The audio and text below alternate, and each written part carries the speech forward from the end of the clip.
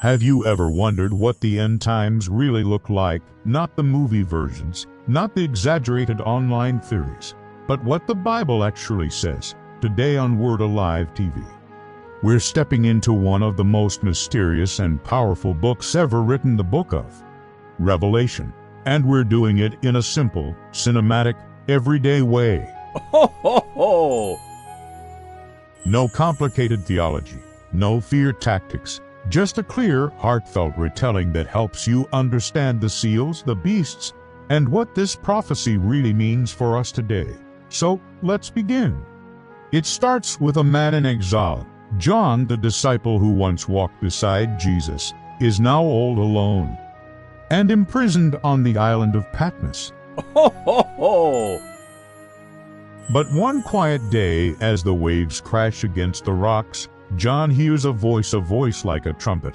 He turns, and suddenly, heaven opens before him.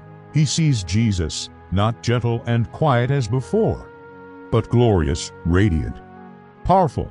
And Jesus tells him, "Write what you see." What John sees next becomes the most dramatic prophecy in the entire Bible.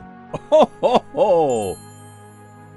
John is taken into the throne room of heaven filled with thunder, light, worship, and glory. At the center is a scroll sealed with 7 seals. Inside this scroll is the story of how human history unfolds, but no one in heaven or earth is worthy to open it. John breaks down crying until an angel tells him, "Do not weep." Ho, ho, ho! The Lion of Judah has prevailed. Then John sees him, the Lamb who was slain, Jesus himself, and he begins to open the seals. What happens next is dramatic, symbolic, and deeply spiritual. Let's walk through them, one by one. Seal 1. The white horse. A rider appears with a crown and a bow. Ho, ho, ho! Some say it represents conquest, others say deception, but most agree this rider marks the beginning of global unrest. Seal 2. The red horse. The second rider brings warfare, not just between nations, but widespread conflict, shaking the world's stability. Seal 3. The black horse. This rider carries scales, a symbol of scarcity, economic struggle, food shortages, a world turned unstable. Ho, ho, ho!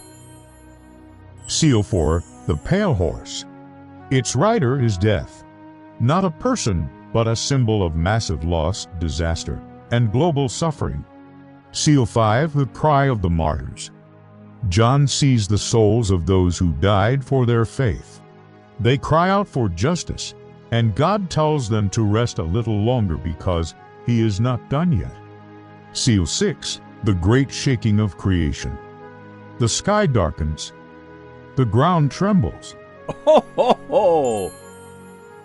The world experiences fear like never before, rich and poor alike realizing something divine is happening. Seal 7. Silence. And the 7 trumpets. Heaven falls silent, a calm before the storm. And then, the next phase begins. But before the trumpets sound, John sees 2 terrifying symbols, the beasts. Ho, ho, ho!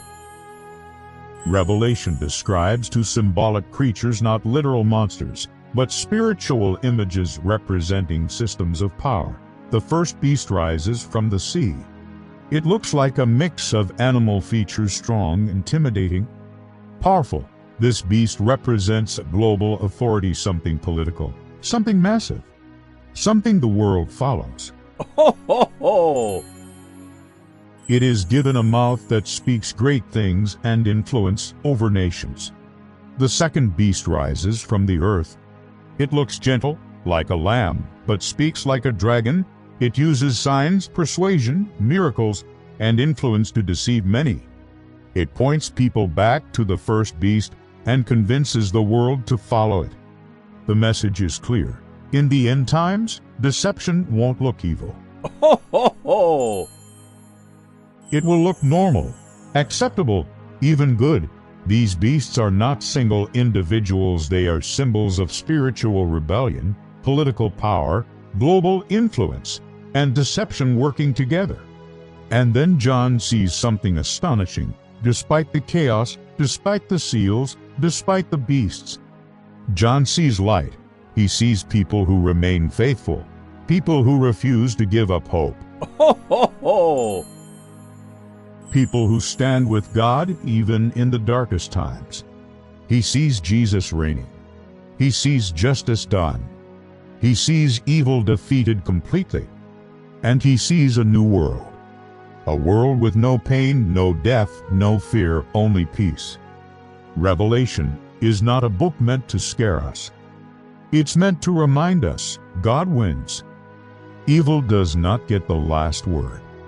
And in the end, love triumphs. Ho, ho, ho!